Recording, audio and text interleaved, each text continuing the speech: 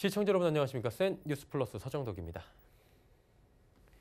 드디어 정부의 내년도 예산이 정해진 가운데 도로 등과 같은 이른바 사회 간접 자본, 즉 SOC 부분 예산이 대폭 늘어 주목받고 있습니다. 일각에선 정부가 연간 경제 성장률 2%대를 지키기 위해 결국 SOC 투자로 눈을 돌린 것이 아니냐는 분석까지 나옵니다. 김성훈 기자가 전해드립니다. 정부의 내년도 예산이 어제 국회 본회의를 거쳐 512조 3천억 원으로 확정됐습니다.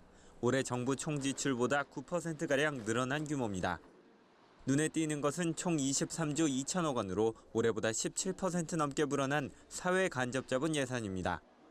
고속도로, 대중교통, 친환경차 관련 항목뿐만 아니라 지역경제 활성화를 위한 국가균형 발전 프로젝트 등에 대한 예산도 모두 늘었습니다.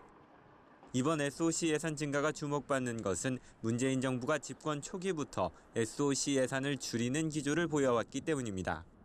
첫 예산안인 2018년도 예산안에서는 SOC 예산을 20% 줄였다가 국회를 거쳐 14% 삭감이 확정된 바 있습니다.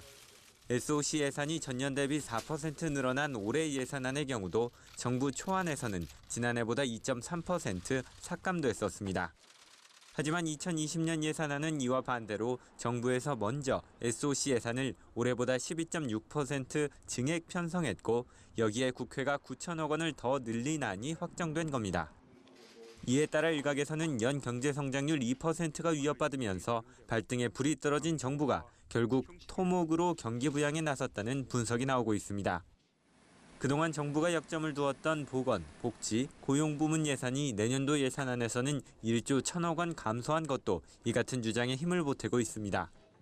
당장 올해도 2% 달성이 어렵다는 관측이 많은데 만약 올해 2%를 지키지 못하면 경제 성장률은 2009년 금융위기 이후 10년 만에 1%대로 떨어지게 됩니다.